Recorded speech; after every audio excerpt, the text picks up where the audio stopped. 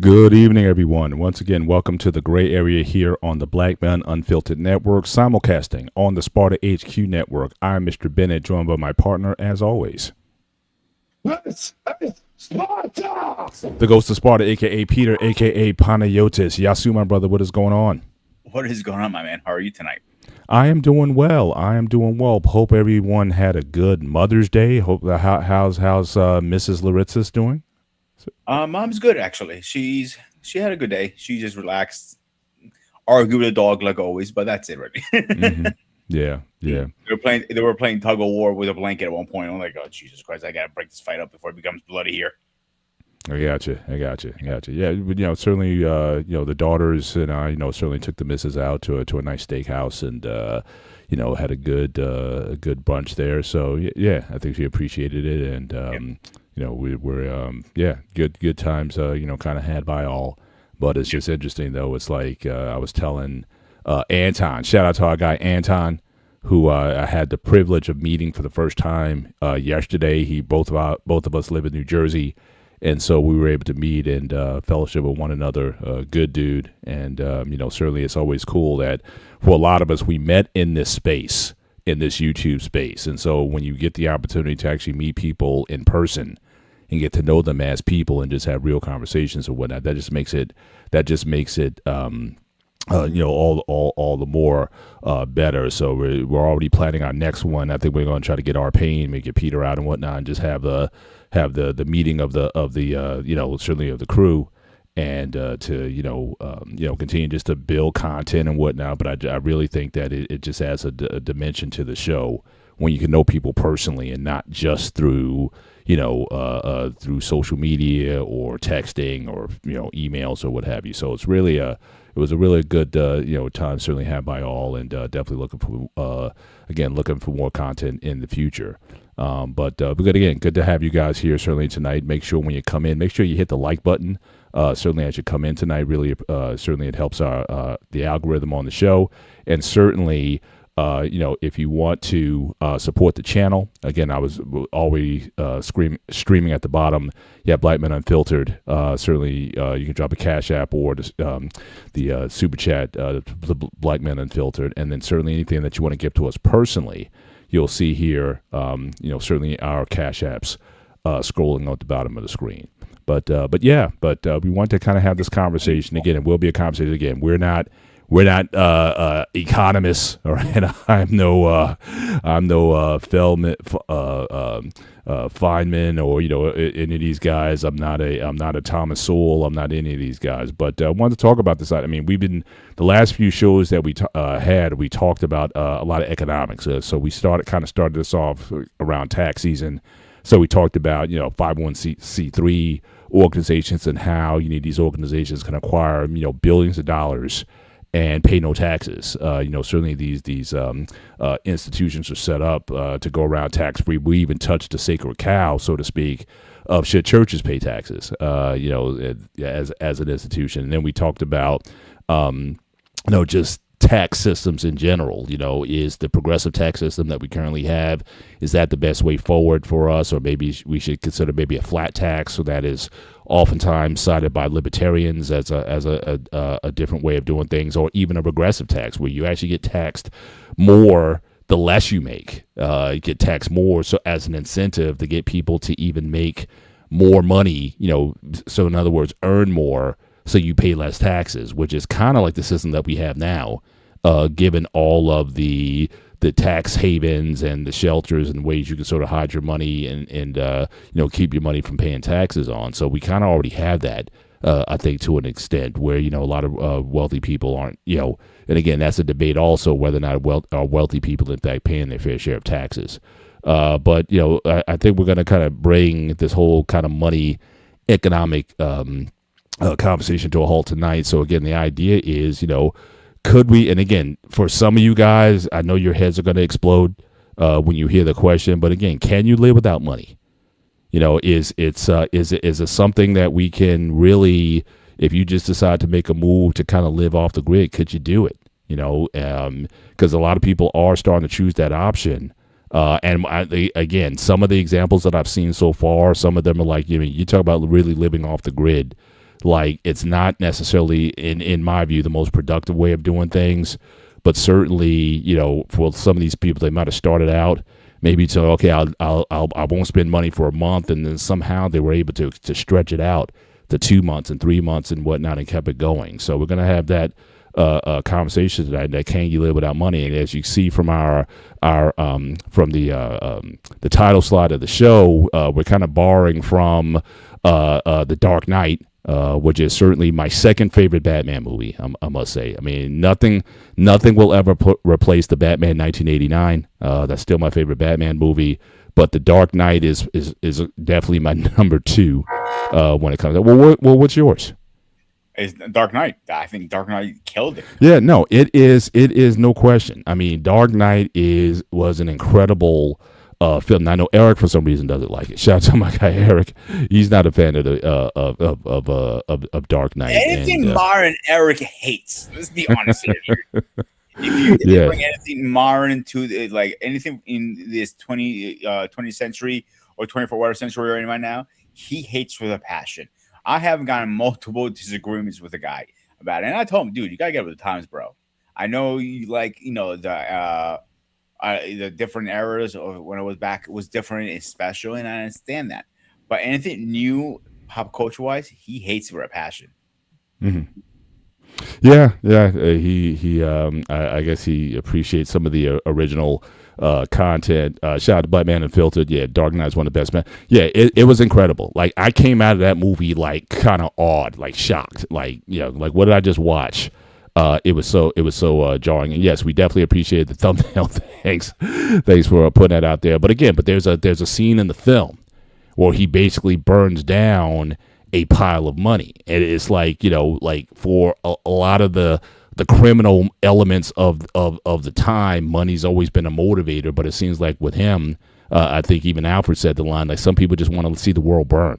Like, he kind of lived to see chaos, but he wasn't even though he would use money, but it's not what motivated him. So he would just take a match to a big giant pile of money and burn it up. And but that's not what motivated him. And so then we see that too, how much of what we do, the actions that we do, are motivated by the acquisition of money for money's sake, and not for something either honorable or nefarious. Like in his case, obviously, he had to get people to go along when he had to acquire certain things in order to do what he did. But certainly, but that wasn't a thing that he would, didn't matter what it was. It was literally paper. So what were your thoughts for that scene? Before we get into the Dark Knight series, was the most accurate theater movie that made as Batman to point A, because Batman is very dark, very broody, but we see Batman more like this little two shoes on the cartoons, and that's why people go to the 85 version more, because that's what it was. Mm-hmm. But the Dark Knight originally, the first issue of Batman, he had a gun. People forget that he was using a gun. And people forget how brutal Batman was. He didn't take mercy. He didn't take prisoners. He was taking heads. So with that scene, Joker was a messed up head person, completely. And him burning his stack of money, can tell you how screwed up in the head he was. But in a point, he was right. You could live without money. I don't believe money makes happiness. It makes you more comfortable in Hmm. life. So you cannot depend on the money to make you happy. Listen, Paul, me and you have made money in the past before we met. Hmm. Sure. Sometimes, you probably made more, I made less, I made more, whatever. I don't give a shit. Hmm.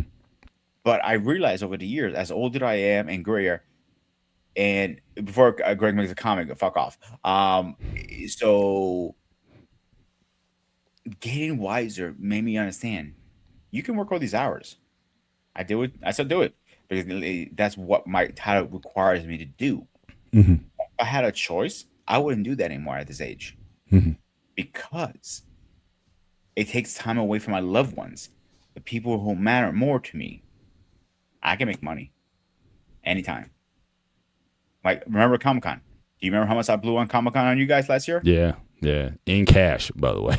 It was like, he comes in, first of all, it's like I was like I'm acting as his bodyguard because this guy's bringing 4 bills in cash to these events or whatnot. Did I And, sweat it one bit? Did I was like, shit, I shouldn't be spending this. I should be nah, spending nah, money it. doesn't money doesn't sway in the way a lot of times people do, or people again brag about the sort of money they make or whatnot as well. But it's just not a fact. It's like I think with you, I think you value relationship. Yeah. And certainly money is certainly something that can certainly help or to have better experiences in relationship. But at the same time, you can't replace the relationship itself. Like if we didn't get along, it wouldn't matter how much money that you had. Right. We wouldn't be able to really do enjoy that time. So I think it is a multiplier of whatever the quality or state of a relationship is, or it will reveal what that relationship is, but certainly can't replace what that relationship is. So, And another note, if we didn't get along, obviously these spaces wouldn't be exist. The gray area wouldn't be exist. The person hang out on my channel wouldn't exist. Spartan Student Network wouldn't exist. None of this would exist because we built a relationship, a very strong relationship, I believe, at this point. hmm, And to the point I consider you one of my close friends. And good example, when Alex passed, you were the first one I called, if you remember correctly. yeah, That's how close our relationship is. So that money didn't mean shit to me, to be honest with you. Didn't give a fuck. mm, Because I can go to a work for a couple of days and make it up and not double but triple that very easily. hmm, Because I can get some side gigs or whatever. Money never stresses me out. As long as the bills are paid and everybody's happy and healthy, those are 3 key words I like. yeah, Just for can sure. go kick rocks, in my opinion. Definitely. And speaking of the devil, Eric's in the house, by the way. Yep. Shout out to my guy again in the building. Certainly as always. Appreciate your support tonight. But yeah, but And it's I'm gonna roast him. Dark Knight. It is a better movie than Day. you're gonna get him started. But he does thank you for the hospitality that he showed last year, certainly at Comic-Con. So I certainly want to acknowledge that. But yeah, but some of this but some of this stuff yeah, shout out to again I'm gonna butcher this name here, but it's a long name, 4840 Money Talks Mind Keeps Saying Bye. Yeah, for a lot of people it's still, but it's interesting. I go all the way back. It's interesting. I'm kind of an 80s guy. Obviously I grew up in the 80s, and it's interesting that one of my favorite rap groups is Run DMC. And so, it's funny. They came out with a song, a rap back in the day about it's like that, and that's the way it is. And it's just some of the lyrics from it. It just rung true. I was thinking about the topic tonight. Again, money is the key to end all your woes, your ups, your downs, your highs, and your lows. Won't you tell me last time that love brought you close? It's like that, and that's the way it is. And so, this idea that we've always been, certainly in America. Now, again, other countries, where the standard of living is different. Maybe people may not be as capitalistic or in pursuit of it. I know when my wife and I went to Jamaica 4 years ago, the one thing I noticed when we were there was that people didn't have, again, a fraction of what we have across the board. Like, the guy who was driving us around, he said the average Jamaican makes $30 a day. That's it.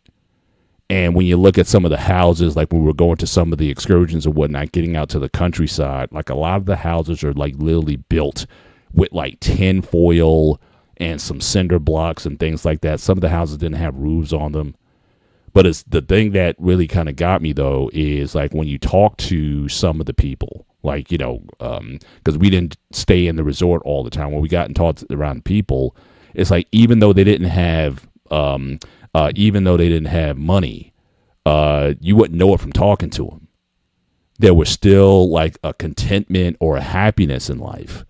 Whereas conversely, when you're in the resort, there's a lot of people who are there, and it's like you're not happy. It's like you're basically in Disneyland over here. You got access to all the food that you want. You got the bars with the drinking and all this kind of thing, and people that were there that were miserable. And so it certainly leaves an impact on you in terms of, why is it that some people who seem to have everything, but there's no contentment with what they have, and you have people who have very little, but they get up every day just appreciative of life and being able to, just to experience life every day. The guy was also telling us, like he was driving us around, you can't starve in Jamaica in a lot of places, right? Because there's food that grows wild. There's wild bananas and berries and all kinds of foods that are there that if you're ever hungry, you just go to literally just go to a tree off the road. The guy was saying, there's banana trees, there's all kinds of fruit trees, papaya trees and whatnot. So you can live off the grid. And again, will the quality of life, at least the way we define it, will it be what ours is? No. But the idea that in fact, I'm gonna quote one of the articles I'm gonna pull up in a minute. It's like we're probably the only species of animal on Earth that basically where we need money to get food, right? Every other animal on Earth can get their food from wherever, but we're the only ones who have to attach. At least the thinking for a lot of people is that we have to attach money in order to get food, and that's just something that struck me also. Is just the mindset here, and certainly in the developed nations versus those that maybe where they don't have as much, but at the same time, their quality of life in terms of their mindset is something to envy. It's funny in a you lot said this, yeah. because I'm gonna go back to my roots in Greece for a minute here. Even to this day, I still have friends in Greece. You know that. I still have family in Greece. I talk to them like, "Oh, I'm at the coffee shop. Will you just complain about bills? Yeah, fuck. What are they gonna do? Go to collections? I'll pay when I have time." They prefer getting a beer or a coffee, their cigarettes, and going to the coffee shop, hanging out, or to the local bar, or hanging out at a pool hall and having fun, than worrying about their bills. That is a priority. Having good food on the table, that's a priority. Yeah, having a roof and all that stuff is a priority, but it's not like if the credit cards companies are calling on you, what can they do? They can take my house away, and they have a good point, and that's why a lot of them are less stressful. And that's why I think our lifespan as Americans is so short, because we're always stressed out about bills. When the last time you were not stressed out about bills, Paul? The last time, certainly, yeah. But I mean, it's gotten better. But I think one of the things that we've committed ourselves to, certainly over the last 5 years, is to pay debts off. I mean, that's just been like a mission. Like, forget, vacations. Will if we have the opportunity to do so, but we put ourselves on a path to pay down a lot of the bills, and that was just something that was that became more of a priority to us over the acquisition of things, because we have most of kind of what we need. Like, yeah, I may buy. I'm a Marshallholic. I love going to Marshalls and TJ Maxx stores and whatnot. If I can find something on the cheap or whatever, I'll get it. But again, I'm not trying to buy or spend exorbitant money. Like, I would never pay $200 on a pair of sneakers ever. Like, that's just not something that motivates me to do things. But again, for a lot of people, again, the idea of consumerism is so big, with people. They think they have to have, the acquisition of things. And like for the longest time, I remember in my early 20s, like I didn't have necessarily the nicest cars. Like I would always have like secondhand, kind of used cars or whatnot. But again, it got me to where I wanted to go. I had remember that movie Wayne's World? Yeah. I had that car.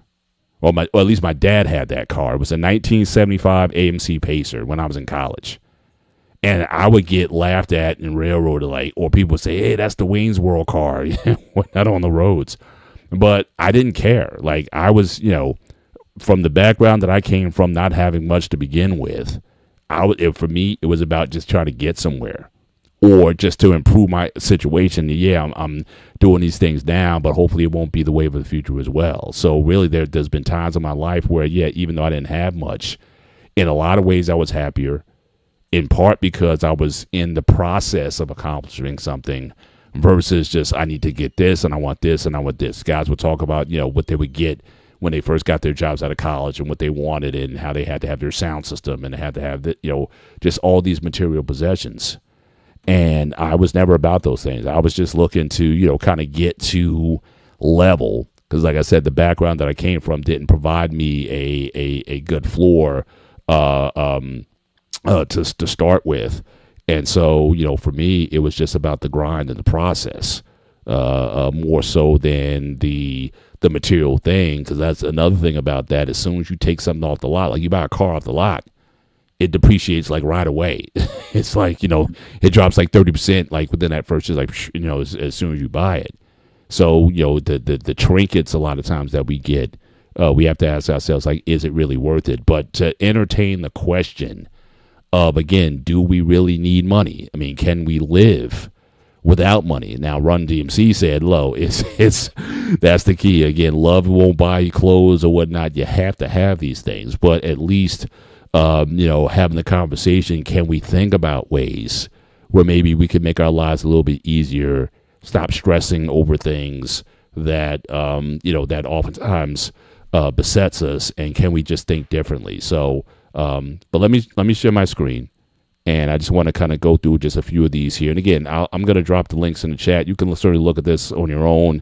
And again, what I'm not advocating here is people just kind of, get an RV or used RV and just live off the land per se. But it does offer some things that again worth considering. So again, the article here, or the blog, I'll put the blog link in the chat. You guys can again look at this certainly in your own time.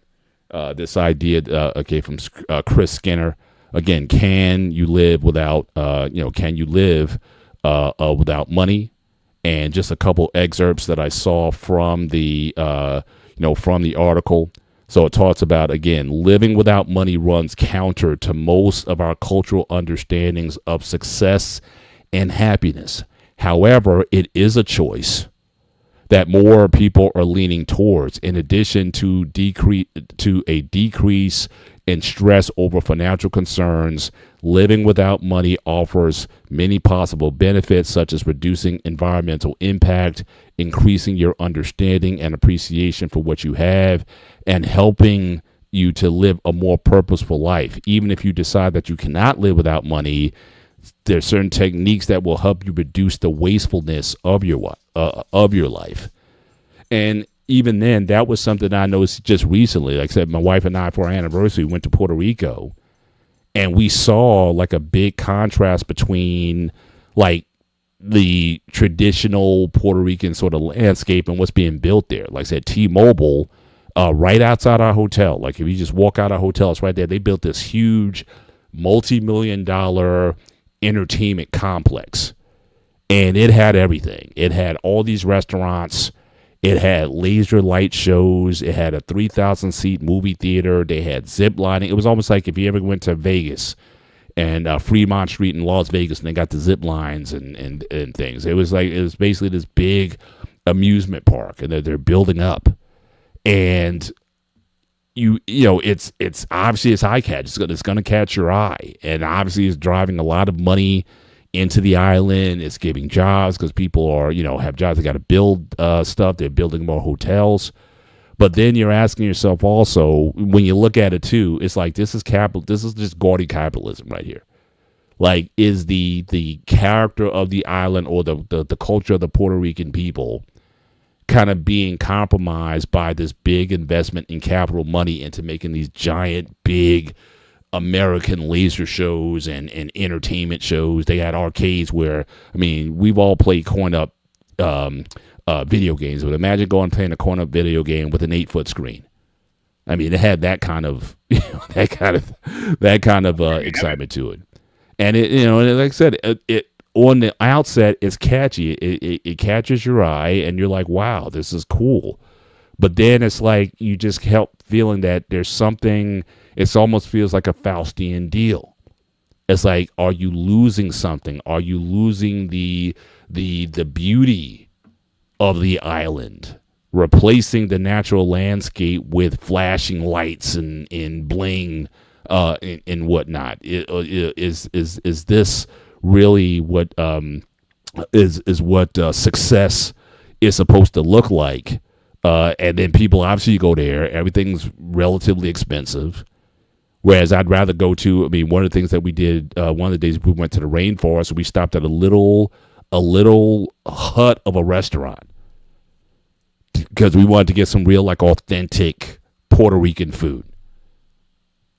And so, no, it's not the triple cheeseburgers or the big stuff that you get at those restaurants that are at the T-Mobile Center. But again, it's still, there's something to the simpler life that I'm learning in my older age that I'm saying to myself, it's like, look, do I need all that bling in my life? Do I need all that, to have a good time and to appreciate life, having all those extras?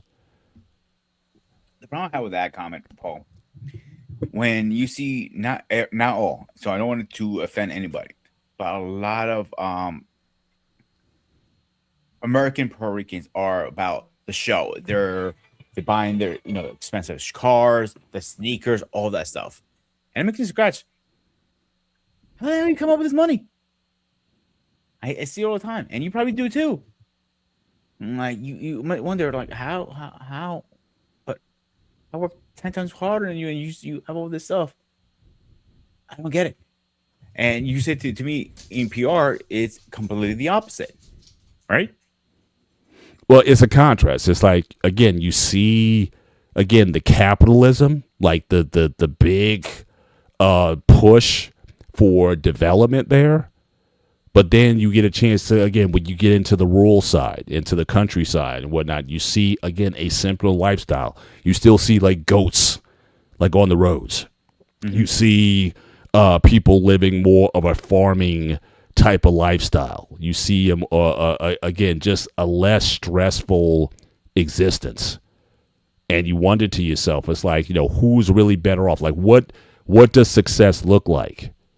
Is it again the shiny object, or is it just observing what God already created? How have we lost some of that? I mean, even where I'm at now in New Brunswick here, they're building, like, the whole city is just being built up with just corporate buildings and whatnot, where you can barely see the skyline. Like, you walk in certain, like, on the main George Street, New Brunswick, and all it's everything is, like, shaded because the sun can't even really get down, like, to the main street unless you hit it at certain times of the day, because the whole skyline is just filled with these just buildings and apartments and luxury apartments at that. I mean, it's not cheap to live in these places.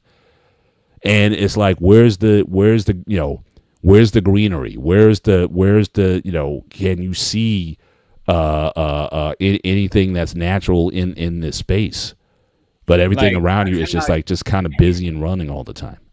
I kind of give credit to van lifers, because you see a lot of those van lifers popping right and left. Yeah, they drop all their money, all their savings. I really don't know. I'm going to throw a number, maybe 20, 30 grand into it. Mm-hmm. Do all the those modifications to it, and they live going town to town, traveling the country or the world, and they're happy. And, like, shout out to Trend the Traveler. He's one of those guys I follow, and I see him. The guy is always happy. I have not seen, and he doesn't shower for weeks. I'm like, that part, I don't know about you, Paul. But I got to shower every night. I'm like, no, he can be stinky. And he travels with his dog. He has a pet, and he's always smiling. And one thing he cares about is good food. Mm. And that's it. Sometimes he experiments with recipes in the back. I'm like, it makes you wonder, like, what the hell we're doing wrong. Mm. And I'm not gonna lie to you, I consider getting an RV and just living out of that. Yeah. Well, it's interesting. When I was working in the South certainly this year and even last summer, the hotel that we were at, there was like an RV park that was next to the hotel, and people would come in if you need like a long time, it's like a rest area, and people would just be there just to kind of relax and whatnot. But that's something. Let me ask those in the chat: if you get to a position in life, okay, your kids are grown and whatnot, and you're near retirement, would you pull that off?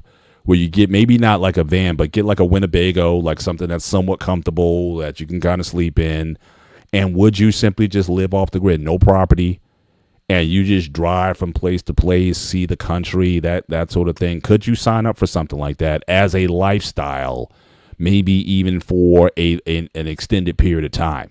And again, maybe a couple of years doing that, you may want to, settle down and get something or whatever. But is that something that those in the chat, could you embrace a lifestyle like that? Where I'm not paying water bill, electric bill, light bills and whatnot. I'm just not doing this, just constantly paying into the system, into the grid, or being part of the grid, like the Matrix, right? You decide to take yourself out of the Matrix and simply just live off the grid. Would people consider something like that? Go ahead, Pete. So personally, I couldn't do that. I'll be honest with you. Because I thought about it. I'm like, I like my, like myself. You know what I'm saying? As much as I hate saying material things, but I like, my comfort zone. You know what I'm saying? Mm-hmm. And I don't see that. And they're not 100% off the grid because some of them use Starlink, to be connected to the internet still. But I would probably say you're like 85% off the grid. But one thing I did learn through watching those, like water supply, there are a bunch of public places you can get water for free. A lot of places you can dump your sewer for free and your garbage. There are public places you can do laundry for van lifers and take showers. So, do you really need a home at this point? I want to say probably not. If you know where to go, and there are all these apps now, like X camping or something like that. It's called. It tells you where you can camp, when you can, where street camping, stealth camping, all this stuff. I'm like, wow, they really have gotten very far with this shit. Mm-hmm. Like I would. Now King made it. Yeah. Now King made a comment. Now again, congrats certainly to King and Michelle, who just recently they entered into a domestic partnership. And interesting note here is that we're sort of planning this a decade from now, which means that you guys plan to be together for an extended period of time. Hang on a second. Shout out to you guys for making that leap. Bro. I'll hit you up on Tuesday. Glad it wasn't anything serious. I know you got a little scared today. Do yourself a favor. Stop trying to tackle things when you're out in public, please. Yeah. It doesn't work your heart really well. No cannibals either. Yeah. In fact, he was literally just on his show prior to our show starting. So again, King, if you want to drop the link in the chat for the show that you just did, so people want to kind of get the skinny on what happened earlier, please go and do that. But yeah, make sure you take care of yourself. So again, so that a decade from now, that you and Michelle can in fact do those very things. But that is certainly something that again, hopefully you stay healthy. I'm pretty sure you want to see your grandbabies one day too. Grandbabies? Oh yeah. You got a daughter, and hopefully if she decides to make that move. So yeah, definitely there's a lot of life still to be lived, and you certainly want to be around for it. But just to revisit, so people have actually written books on this idea of, again, life without money. How can you, again, live off the grid? And so here from Pluto Press, again, life without money.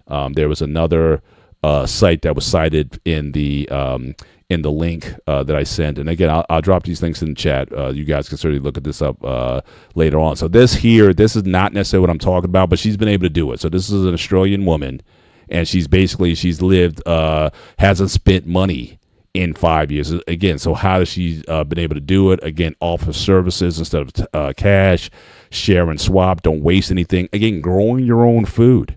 Now, again, how much do we think about or talk about how bad the food supply is here? Every time. You're a chef, so everyone talks about how bad the food is, what we're eating is bad for us, what we're eating is harming us, and all these sort of things. But again, what if you started growing your own food? How many people are willing to make that that change in life? Again, live like your grandparents. Again, for most of us, and again, we didn't come from wealth, so most of our grandparents didn't certainly have a lot. And again, it's okay to ask for help. So again, she's been able to live without spending any money, certainly for the past 5 years. But again, she kind of lives like a commune. So again, I'm not saying that this is what a person has to do, but certainly some of the things that she's talking about, these are things that certainly, you can at least try to employ some of what she's doing. Again, the whole idea of growing your own food, or like I said, when we were in Jamaica, the guy said, unless you want to, you can't starve on the island. If you're hungry in Jamaica, you have to go and go to a tree or whatever and just get what you want, like a lot of food. Or if you want fish, you can go into a river or a stream, whatever, and get what you want. Hunt for your food. I mean, again, earlier generations, you got everything. I still remember my grandfather, when we lived with him in Georgia, he would go out with a shotgun every night. And you would hear the rifles go off, boom, boom. He'd come back, and there'd be the pheasant, and there'd be the squirrels or the possums or whatever they ate at that, that time. I couldn't stomach that stuff now. But these are things that certainly my grandparents did. You wanted dinner, you went and hunted for it, and you brought it back, and you prepped it and prepared it. Well, now, people are just want to just Uber Eats everything. And is that a way to live a little bit different? And certainly to answer the question, just from what I read in the article, again, I'll post the article in the chat. Let me do a couple of these. So this first one here, this is the one dealing with the book, again, Life Without Money. So if you're interested in that, I'm going to drop that link in the chat. You can certainly go there and get that. As far as the woman who's living off the grid, hasn't spent in 5 years. Again, from what I understand, she's not married. I think she has like a communal relationship where basically I think she house sits for someone. But so for house sitting, I get shelter for house sitting. So again, that's clearly another thing that comes into play. What if you have kids? But then again, there's other groups of people who raise their kids in certain ways, gypsies, or in fact, they say that's like a derogatory term now, travelers. Again, Tyson Fury, former heavyweight champion, he kind of lived some of that life as well. Again, a lot of communities sort of live off the grid. We all know here in America, again, in your area, PA, Eastern and Western PA, the Amish, even though they're very industrial people and whatnot, and they sell goods and whatnot, but they live a very simplistic lifestyle. They don't have cars. They have very little electronics. Again, a very simplified type of lifestyle that they employ. But so it's possible, and they raise their kids in that environment. So go ahead. So when I found the breeder that I bought Apollo from, he was a Amish. If you remember me telling you that. Yeah. I went up for State College of PA. And when I got to the property, very, very minimum stuff. He had a decent property, don't get me wrong, with, decent house, but it was like no electricity, no nothing. I was surprised he had a cell phone, to be honest with you. Mm-hmm. But that's how he makes his money, by breeding dogs and, farming and everything. So he needs to be able to communicate. But it's very minimum, very, very minimum. Like, they still have the outhouse. They shower when they can boil water, it's like in a bath. So yeah, it's very minimum. Like, yeah, could I do that personally? Well, here's the crazy thing about it. If you talk about the timeline of humanity, we've done this for thousands of years, right? I mean, in the last 100 years, well, I wouldn't even say that, because I know the Romans had plumbing, and, ancient civilizations had plumbing, but it wasn't like in mass. So again, these sewer systems and whatnot, they've been around for a minute, But really, in terms of like modern conveniences, again, having gas stoves, having electricity and whatnot, you're really talking like in over 100 years. Like I said, that the house that, like I said, my grandfather lived in, they had an outhouse. We bathed in white bowl, these big white metal bowls. You took a bath sort of in that, or you jumped in a river or the water or something like that. I mean, the idea of having a shower, and this is like in the 70s, wasn't necessarily available to everybody. So there are places like that. Like say you go to Jamaica, this place. In fact, in Jamaica, they don't have like the hot water. They have these tanks, these water tanks that are on top of the houses, and because it's because it's hot, so that's the water. So again, the water heats up in these tanks or whatever, and then when you want the water, it's there. But again, a lot of those water tanks are also supplied with rainwater. And so, how do you are able to have those things? Yeah, a lot of people are depending on what nature gives them. Two things. In Greece, they have something similar. So when you want to take a shower, you turn the switch on. You wait 10 or 15 minutes to get water. You shower. You turn it off.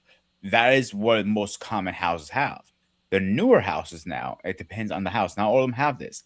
Have a solar panel on top, so it warms the water from the solar panel to your water boiler.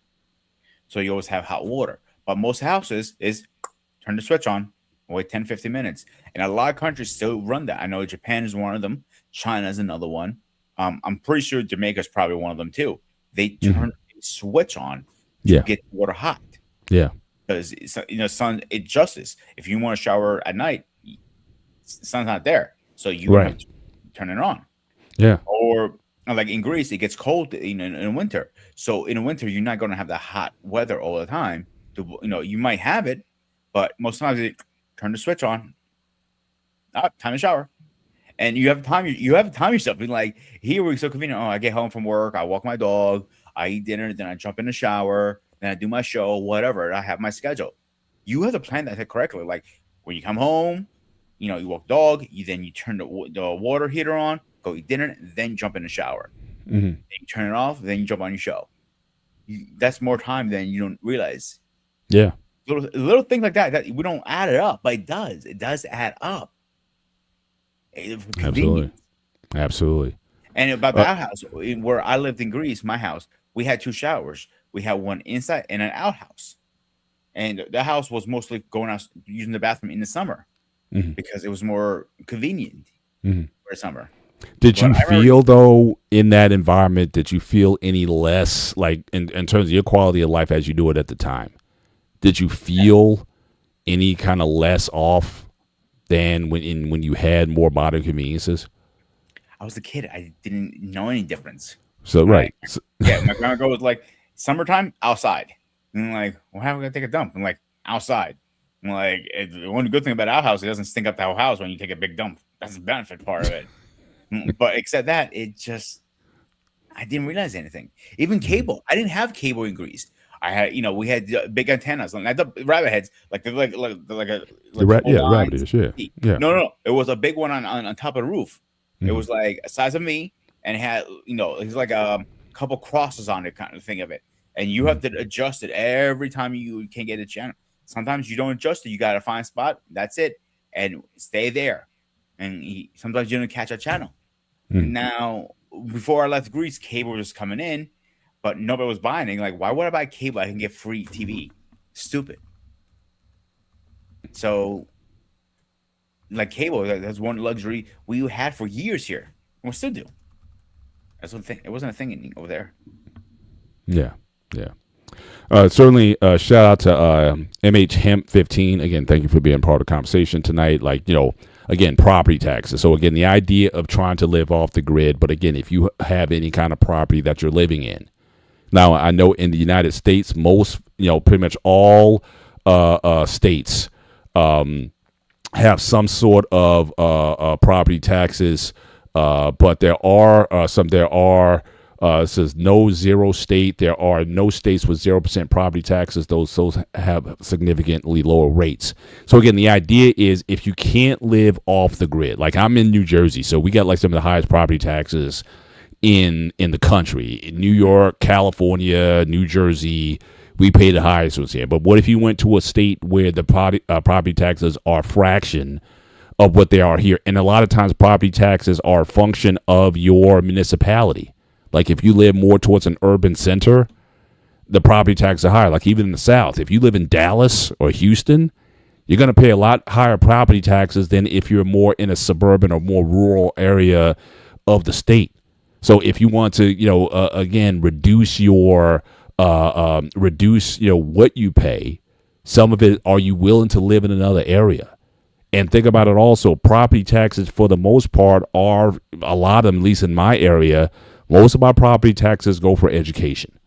They give me every quarter I get a bill and it breaks it down what my property taxes are and where the money, what percentage goes here. About 60% of our property taxes go to the educational system. Well, guess what? You got people, I think I brought this up one time. You got this, that when my wife and I, when we were having our first kid, we were part of this, weren't part of it, but we went to this La Leche League meeting. And for a lot of these people, they definitely live off the grid. Like these people homeschool their kids.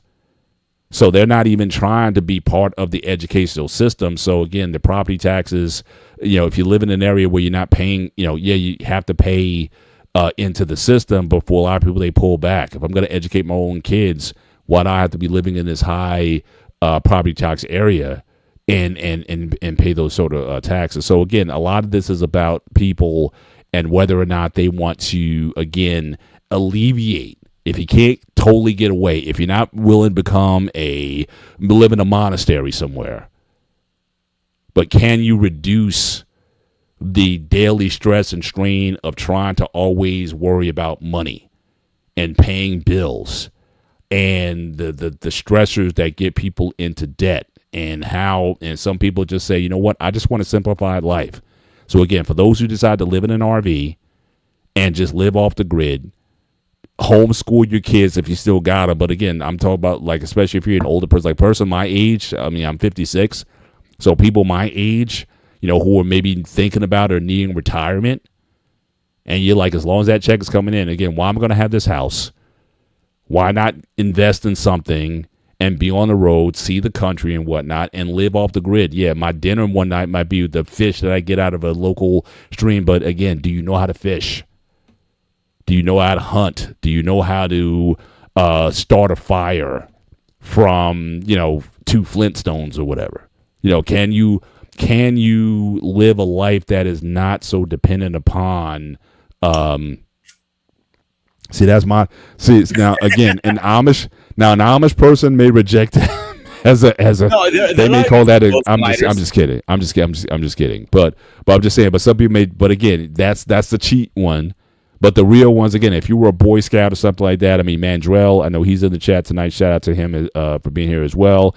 You may be able to learn how to light a fire having very little. If you're in the military, I know they give you a lot of equipment to do certain things. But if you were in a desert or someplace where you had to survive, I'm sure you've been taught certain things, how to live off. Like Rambo, who I know Mandrell loves, he was able to do a whole lot with just a knife.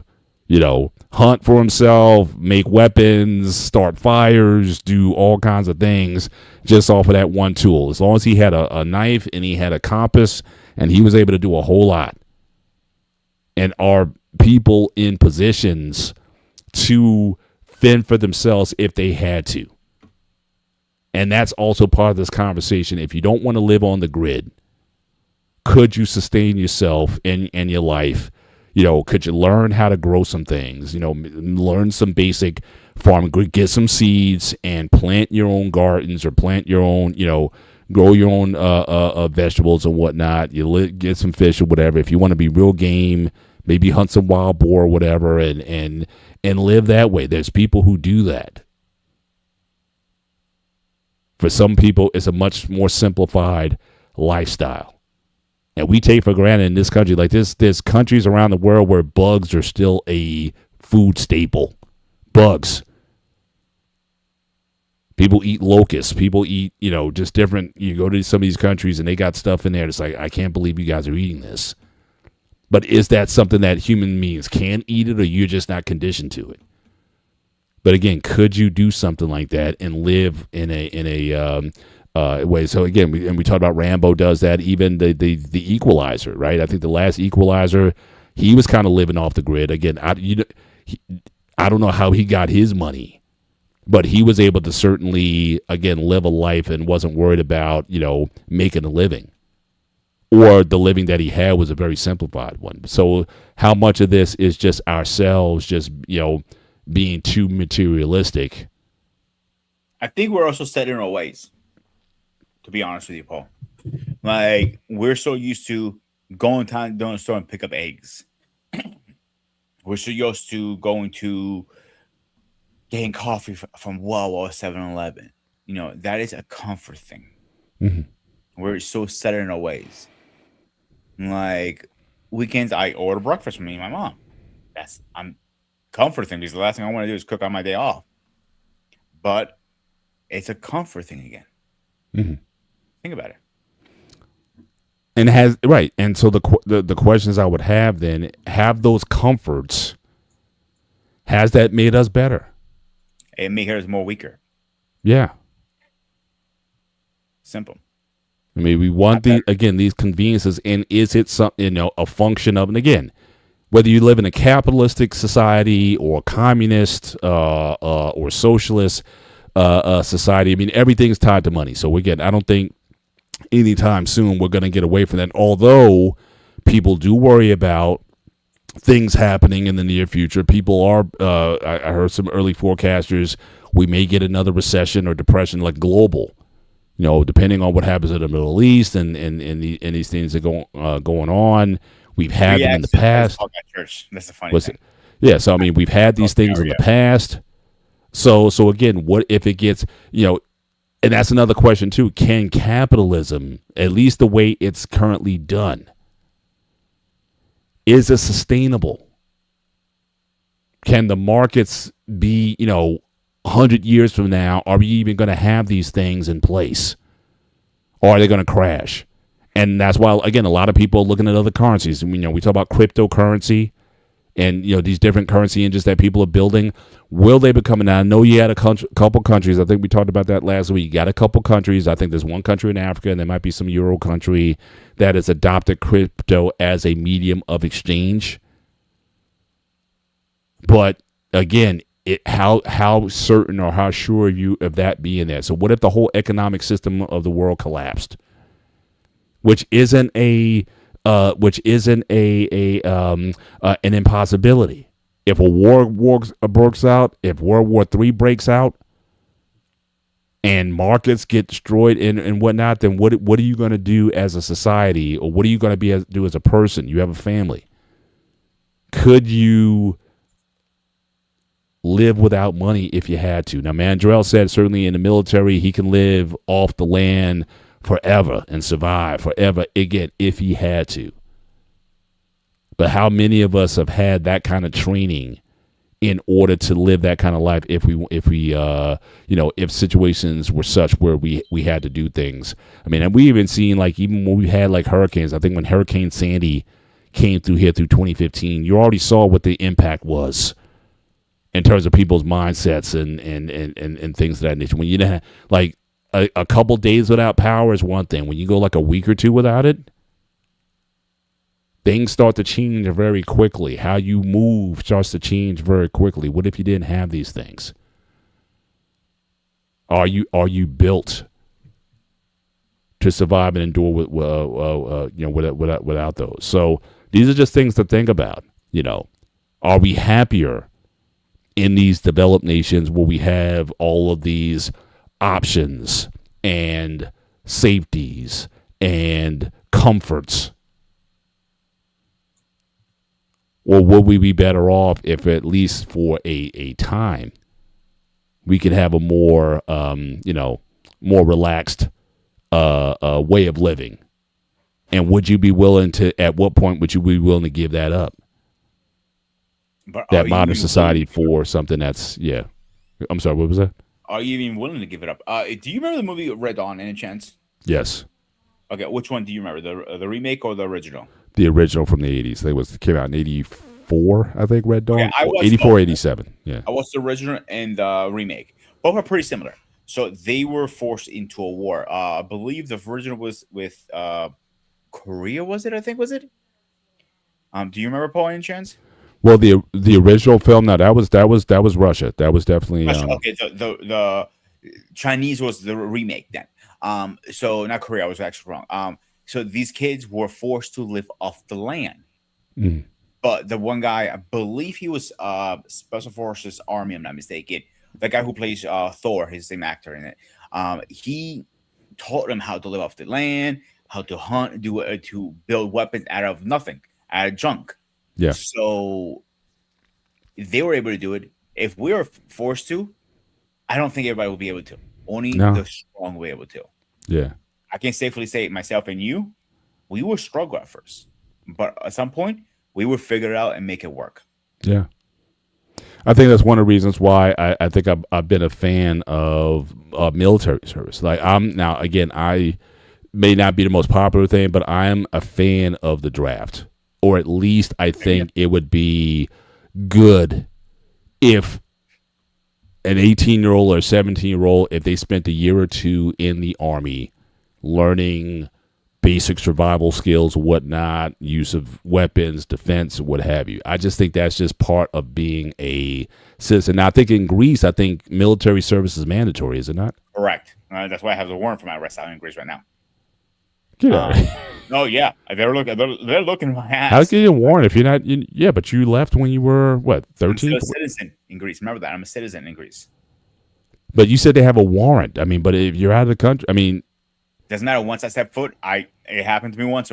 So last time I was in Greece, as I was leaving, my passport was denied for some reason, and they said no exit or something like that on the computer. That was a officer, a cop, pretty much. He goes, I don't know, I never seen this happen before. He goes, but I had to get my supervisor. So the lieutenant comes out, he looks at it, like, I need to speak to you in my office, please. Okay. He goes, he takes the handcuffs off, like, I need you to turn around right now. I go, like, fuck off. I'm not turning around. I know better than that. Then my mom stormed in and goes, am I in? Like, what the hell's going on here? He goes, he's going to jail today. I'm like, well, good luck with that. He goes, I, I'm pretty much know for one thing for a fact. Unfortunately, cops in Greece are not trained very well. They are low trained officers. mhm. So a average person who has martial arts knows more than those cops. And they looked at me. I go, you can try. And after arguing him, he goes, I'm gonna let you go, but you have 3 days to report to your station. I'm like, what station? I have no fucking idea what you're talking about. Mhm. So me and mom walked down to the police station and found out. And he goes, yeah, you got a letter but it was returned because Mr. Loris's me now I was never there to sign off on it. So it's an active warrant for my arrest right now. I can sneak into the country and sneak out, but if I go in the normal route with a passport, hey Paul, you want to take a trip to Greece to get my ass out of here? I'm like, Wow. the only way if I can get rid of that warrant, I spoke to the counselor, the embassy. It was a one-star general or something like that, and he said to me pretty much, we can get rid of this. It's very easy to get rid of your warrant and come back in the country, but they're asking paperwork out of the asshole. They want literally W-2s from my first boss back in 2001.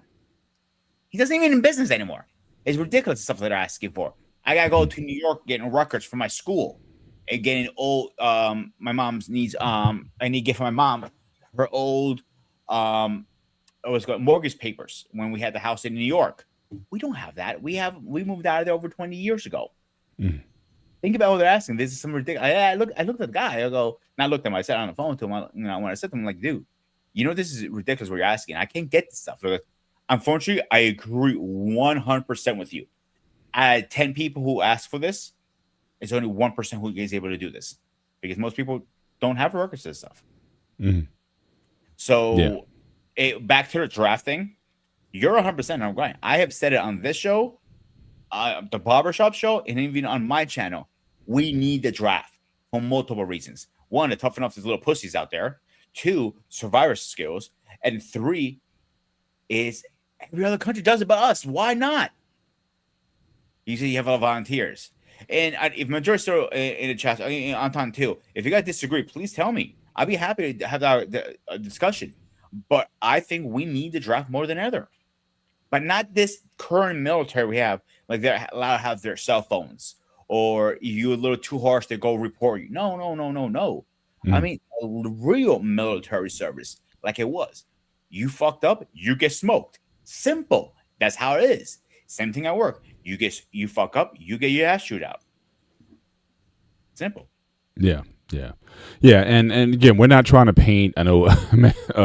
Shout out to Braxton being on the panel tonight. So again, we're not certainly a doomsday scenario is not necessarily what's driving the show. Although we have to be practical about, again, certainly with the conflicts that are going on. I mean, you have to be mindful. I grew up in the 80s where, again, the schools had radiation signs on the school outside, and we had to do drills and whatnot. So you have to be mindful of these things. But I think the idea here is, can you live without money, is the idea of a simplified, a less stressful life. That so much of our lives and how we go about things is about the acquisition of money. And again, as Run DMC said, again, money is the key to end all your woes, your ups, your downs, your highs, and your lows. Won't you tell me last time that love brought you clothes? It's like that, and that's the way it is. So again, this idea, this acquisition of money preoccupies so much of our space. And what would happen if you chose? So again, nothing's wrong. The system is fine. It's kind of humming along the way it is. But you said, you know what? I'm pulling back. You know what? I want to alleviate. I want to, again, maybe you get an RV or a van or something, and maybe you just live off the grid. Maybe you get some solar panels or something. You generate your own electric power. You live near a lake or a stream where there's plenty of fish and food available. Or you go to a farm and you grow your own vegetables and your livestock. You have some chickens, you have your eggs and your proteins and things of that nature. That, again, a simple life versus that of pursuing is things. Now, Mandrell's saying a life without money is not a less stressful life. I don't know. How do we know that for sure? I mean, when you talk about what people, again, the typical Americans, and this might not be the case. This might not be the case in all parts of the world. Now, I'm not talking about the absence of hard work. I mean, that goes all the way back to the Bible. You will work by the sweat of your brow. So we're not talking about a life without work or a life without, effort. We're not talking about that. I think that's the life that we are having now. You got robots, you got automation, you got AI doing the work. But then what is that leaving us in at the end of the day? Are we better off because everything is so convenient that we've lost the drive to really take care of ourselves, and we're wanting the great society to take care of us? I mean, we're turning almost into like the Jetsons, where it's like, by a push of a button, George Jetson would go into work, press 3 or 4 buttons, and be like, "Ooh, I had a hard day today." And he's like, doop, doop, doop. Is that where we're going? So again, this idea is, I'm not trying to make life less stressful per se, at least, or to say that it shouldn't be hard or that there's no work involved. But we're constantly pursuing money, trying to acquire things. But again, are we better off? That's really the thrust of the conversation. Now, what if you dialed your lifestyle back and not have to have all the latest gadgets and trinkets and whatnot? That you enjoy nature more. What if you lived a life like that? Would we be better? What some people are choosing to live that kind of life instead. I don't have to worry about property taxes. I don't have to worry about utility, PSE&G.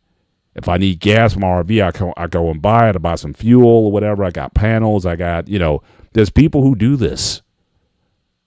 And like I said, when you travel, and you know this, Mandrell, more than anybody,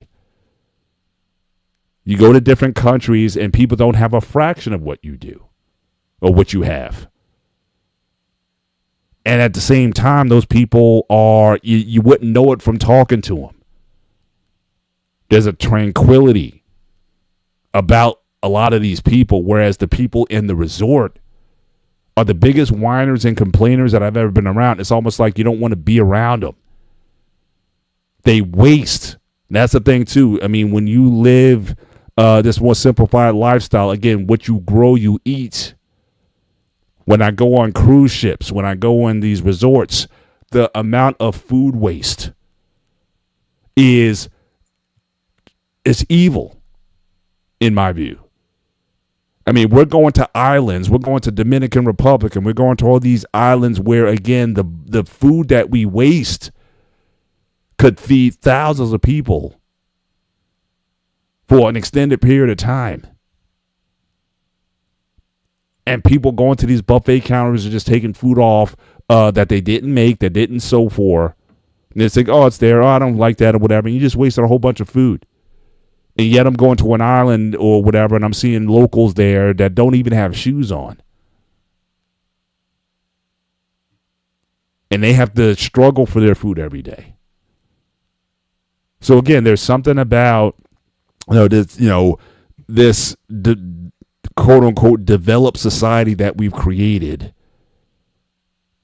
that in a lot of ways it doesn't seem like, especially when you see how other people live, it doesn't seem like we're winning.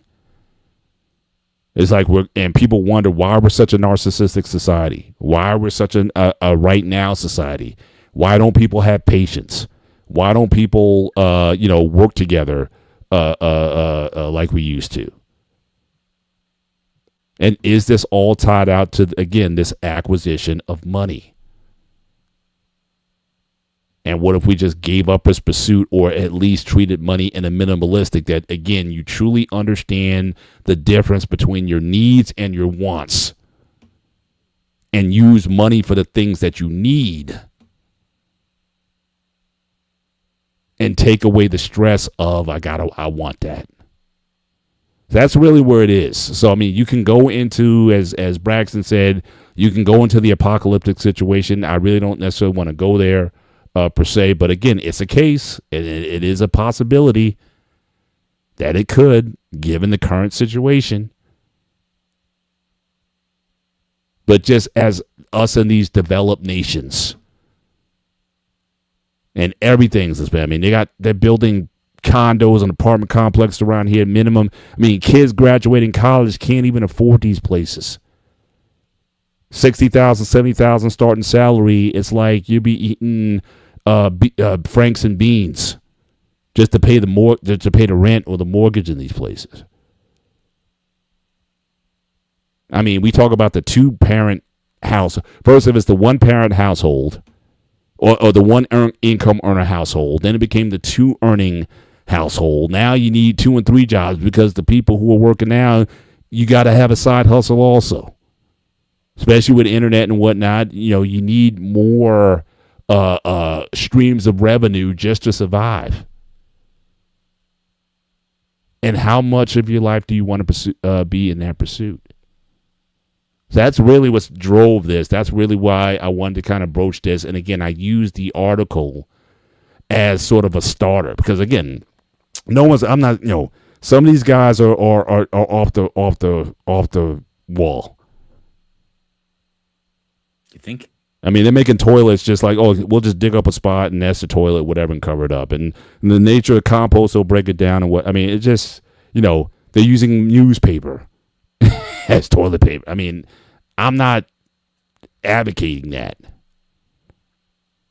But what I am saying, though, is at least can we start to think about some of the choices that we're making? To examine our values, and obviously our values affect what we spend on. And is that a conversation worth having. So yeah, so absolutely. I know we got a lot of chat that came through. Yes, you still have to work for everything. Yeah, I'm not trying to take away work and farming and all those things. Yeah, that's hard work. But again, I've been around farmers, as I'm sure you have. And yeah, it's hard work, but it's good work. Going to the gym is hard work. Just doing anything is hard work. Look at what I do for a living. Yeah, My job is technically all physical labor yeah. because we're on my feet between 8 or 15 hours a day easily. Like, and I hear people complaining, like, you gonna get a kick out of this. So I can't say names, but we have there's a parking area. It take us about 10 or 15 minutes to get to our building, right? And we had her fire her. This is multiple reasons. That was the only reason we fired her. She requested VIP parking in front of the building. My boss laughed. I don't even get that. He goes, and I'm the GM. Deal with it.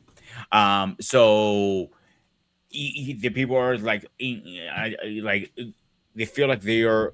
The world owes them something. Nobody owes you anything but you. End of story. Harder you work, more you get back. Simple. And that's what comes down with the money. End of the day, harder you work, more money you make. But people feel like they're entitled for something now these days. Definitely these kids coming up this world today. Mhm. Yeah, and hey, shout out to, again, Steve Kelly Belly. Again, thanks for coming through tonight. Yeah, this is this isn't open.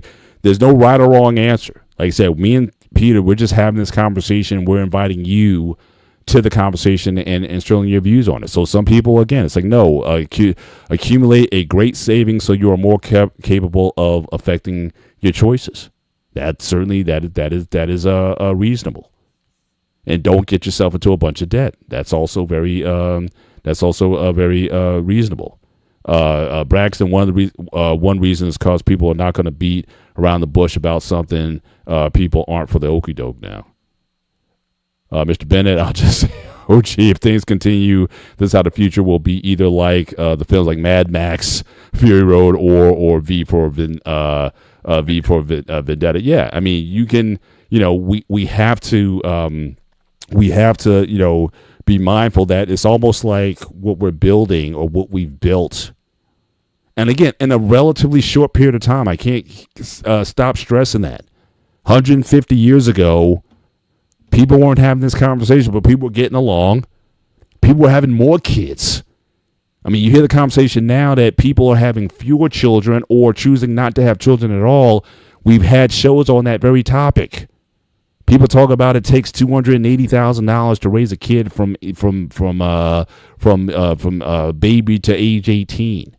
But I'm asking where to get these numbers because the ancestors didn't have $250,000 or $280,000 to raise kids, and they had a lot of them. So again, we've deluded ourselves by saying things are so expensive. To have a child is so expensive, and they need this and they need that. But how did your mom, your grandma, your great grandma, how'd they have 10, 12, 14, 15 kids? So again, is this stuff we're just telling ourselves? Or are these real problems? So these people are complaining kids are expensive, and kids are expensive. And you know this better than I do, and because you had 4 of them, so having 4 kids is not cheap. But having one, I see them going out and buying these most expensive strollers. They're costing you $4,000 a stroller. Why? Why can't you buy something a little cheaper that costs you only 150 to 200 or whatever? I'm not sure how much strollers goes for, but you don't need to buy the Lamborghini stroller or something that has Gucci on it. I see these little babies walking around with Timberlands, and they're like $80. They don't need Timberlands, and they can't barely walk. A $20 sneaker is more than fine to me for them because they're gonna last a couple weeks, couple months tops, and they'll grow out of it. You don't need to buy the most expensive stuff. Car seat, I can't stand. You want to buy a little more pricier because it's more safety. Okay, I'll give you that. All right, but you don't need to buy a freaking $5,000 car seat when the $500 one does the exact same job because you're paying for the name. Or you go and buy him Under Armour and all this stuff. Like, that makes no sense to me. Buying all this, you think the kid's gonna remember he was wearing Under Armour when he was 6 months? Or the thing that gets me, the baby doesn't remember that they went to Disney.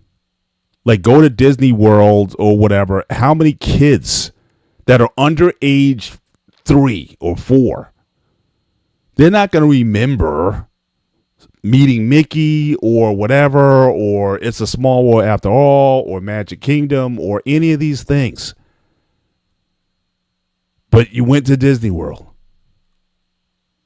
I mean, so again, some of the things that because you still had to pay for that accommodation or whatever, the ticket to get into the place, and all those things, you still have to pay for those things. But you see strollers all over the place. So I'm like, took me to Disney when I was how old was I? I think it was 8 or 9. You went to Disneyland or Disney World? World. Orlando. Okay. So, but I was older. I remember it. You know what I'm saying? Right. I don't remember every single of it. Yeah, I went in high school. I was a senior. That was our senior high school trip. Oh, Highland Park High School was to Disney World, and then we went to we went to Disney. We went to Disney World, and then the last day we went to SeaWorld at the end. And that was, but I was 17 at the time. I didn't go as a 5-year-old. No, so I had the same conversation a couple of years back with CQ when his kid was getting a little older. I think the little man was probably 3 or 4 at the time. And he said, I'm not going to take him to things like that because he doesn't going to remember them. But at the same time, he goes, some of these events are not only for the kids, they're for the parents too, to remember and growing up. But now he's taken to, I think, was it 2 years ago, they went on the Disney cruise, and he's 10 now, I believe. So he was 8. So that makes sense to me. Okay, it cool. does. 8 years it makes does. sense. Yeah. But not when he's 3 years old. Exactly. It knows a crap out of me. Even when they take these babies at 8, 3 years old to a movie theater and they're crying through the whole movie theater. I'm like, lady, put a muzzard or I will do it for you. I'm like, especially in a scene where it's like quiet, like you're trying to get it's a tense scene. You're trying to really see where the plot going and whatnot. It's very intense, and then you hear the baby crying and whatnot, and then it's like you don't want to say anything. That's just going to start a cascade because you say, why'd your baby shut up, and then they're going to bark back, and it's just going to become a thing. And so yeah. One of my buddies did once. We were watching Fantastic Four actually years ago, and he looked at him and she looked like, lady, we're watching a movie, so you need to figure something out with your kid. And I said a word to him, not even a word, because he was right. But most now in 2026, you said that. Oh, well, you cannot tell me what to fucking do. I'm like, oh man, here we go with this drama shit. Yeah, but some things kids are not ready for, and they're making the kids experience this stuff because they're not going to remember it. Yeah. Or just like I said, what parents have your kids doing, like the activities, like you want your kid in tap and dance and baseball, and I mean these aren't especially now. I mean especially with baseball, everything's travel team now. I mean they go into a tournament. Oh yeah, we want you to play in this tournament in Orlando. How much does it cost? Oh, $7,500. How much is a bat? Oh, bat is $400. To play a sport that you may, look good. You may be good at it, but again, you're talking about less than 2% of high schoolers play D1 of any sport. The only sport where you may have some traction is if you're coming out of high school to college is female lacrosse or female hockey. There you got about a 20-25% chance. We did this on BMU's one-on-one sports show. We talked about it. Now, those are the highest chances of a kid being able to play sports at a collegiate level or above. But those are very neat sports in very select parts of the country that offer them. But for everybody else, basketball, football, or whatever, it's less than 2% that are going to play even at a Division III school. But if you spent tens of thousands of dollars taking your kid all over the country to be in these tournaments and travel teams and the expenses of that sport, but at the end of the day, what do you have? It was just an activity for your kid. And the kid doesn't even have because you let them play all through high school, they didn't have jobs. And so you got a kid who's going to be 21 years old and has never had a job. But you wanted to give them experiences, and a lot of times as parents were looking to live their lives through their children, the lives that they couldn't have, they say, oh, my kid's going to have this. because I didn't have it. But are you really giving them something at the end of the day? I mean, my kids, like I've shared before, like when my kids turned 16, they had to get jobs because we were cutting off. It's like, you're not getting an allowance from us. If you want money, you're going to have to get a job. We will give you the basics. We will feed you. We'll give you some money for clothes and some money for shoes. If you want us to pay, we're buying you Skechers. Now, if you go and make money, so we'll give you Skechers money as a floor. If you want to go and make the rest, then you go make that money, and then we'll give you our Skechers, sort of floor, and then you go get what you want. You want the Air Force Ones or whatever it is, you go and buy those then. But my kids knew from a very early age that, work is not an option. Even if I had money, I still would have did that because they weren't going to be athletes and they weren't going to be these great dancers and whatnot. They weren't prodigy dancers or anything like that. So I knew very early on, more than likely, if you're going to get something, you're probably going to get in some education and get it that way.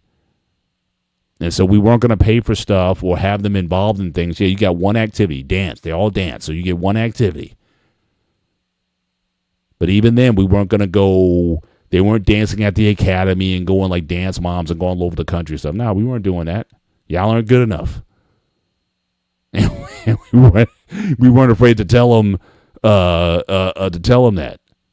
Again, know kind of where things are. So, I think we got off on a little bit of a tangent there. But realistic about, when it comes to spending money, can you be a bit more realistic about what are the things that are needs and what are the things that are wants? It just seems like more and more of us, we live on things that you want. Do you have to have, sorry, Pete, do you have to have a $500 gaming system? Like I said, I never dropped the last video game system that I owned was an Atari 5200 back in 1983. Everything else, I went to Eric's house. We played when he got his Nintendo NES. We played that. When we were in college, my roommate, he had a Sega Genesis. We played that. And then after that, I went to the computer gaming route. And a lot of those computer games were free. So Wolfenstein 3D was free. I mean, I downloaded it and was playing it. And then when Doom came out, I got that for free. So again, I didn't spend a ton of money on just getting a system that's like, there was a time they were coming out with new gaming consoles like every year or every other year. So I was never concerned with the latest and greatest gaming system. But we live in a society that says, we have to have these things. See, how I do my purchases, major purchases, anything over 100 to 200, is what is it for? Is it need or is it going to be waste? So with my PlayStation, I broke down. How often am I going to use it? I use it every weekend. Something I enjoy and relaxes me. Okay, I can at least value the numbers on that. Like, the TV? Could I get something smaller? Yes. But I use that on a daily basis. I'm not saying it doesn't make an excuse, but could I live without a TV and a PlayStation? Absolutely. No issues there. But again, I'm comfortable with that stuff. Once you get comfortable, it's hard to break habits. If that makes sense. Yeah. Yeah. Like, there are so many other things I don't see why we should spend so much money on clothes, for example. Like, have you walked into a high-end, no, I don't say high-end, like a name brand store like Under Armour and Nike and any of those stores, how expensive the shit is sometimes? Mm-hmm. $60-$70 just for a pair of sweats or hoodies. Yeah. You can get it for like $20 or $30 on Amazon. This doesn't say Under Armour. Okay, what be fucking deal? Or go to clearance that rack. You can get it for $20-$30 from last year. Like I said, that's one reason. I go to Marshall's. The first area I hit is the clearance rack. And like I said, I have no shame in, like, I think this shirt was like $10. This Puma shirt was like $10 at Marshalls. This was like $5. Yeah. So again, I've been to thrift shops. I've been to, a leather jacket that I have right now. I got it from from a thrift store. Several items that I have that I've been able to accessorize and put together. I'm not ashamed to go to a thrift store to get certain things. I've gotten gym equipment from thrift stores. So again, I'm not, like I said, I've never been so taken away or smitten with brand names or brand labels or whatnot. It's like, look, can I rock with this? Does it look good? Or whatever, so I'm not breaking the bank. I put the fits together. In fact, I used to, in my early days on Instagram, I would post, fits that I would put together. And I said, what I'm wearing now probably cost me $25. The pants were 10, the shirt was 10, the shoes were, maybe 15 or 25, whatever. But, I would say definitely under $50. And look, I got this hookup for this. I didn't have to spend, hundreds and let alone thousands of dollars for a look.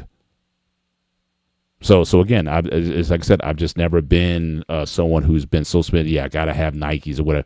Do I like the shoes or not? Are they coming nowadays with my feet the way they are now? I need to get, I'm wearing the more orthotically helpful shoes. A lot of the Stacey Adams fancy dress shoes I used to buy. I can't wear Stacey Adams anymore. At least I'm not without an orthotic.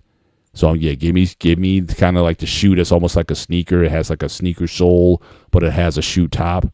So I can allow for orthotics to be in there, and I can tie them up, whatever. But even still, I just picked up a pair now for $35. I just picked up a pair, wore them today. They didn't flare up my plantar, and so yeah. But again, spending over hundreds of dollars on shoes now. I mean, I'm way past those type of expenses, and so really, like I said, the idea tonight is, again, can you make some changes? Now, again, if you got money, you think you got plenty of money to spend or whatever, then maybe this conversation doesn't apply to you. But for the regular people, are there some changes that you can make to free up your money so you can save more, or not be so enslaved to having to have all the name brand items and whatnot? Can't you do something? Now, Mandrell, that was a cheap shot, sir. I would almost say that's an ageism thing, but you're gonna get it too. Just because you said that, you may develop plantar in the next few years. Just stay ready. Wearing all those combat boots for all those years is going to catch up to you at one point, sir. So I'm just saying. See, shoes, I do understand if you want to spend a little extra bucks, not too much, a few extra dollars to be comfortable. I get it. Like my work shoes, some of these slip resistance can go up to 80 to 100, 150, up to 200 range. 6 months to a year tops you can get out of them.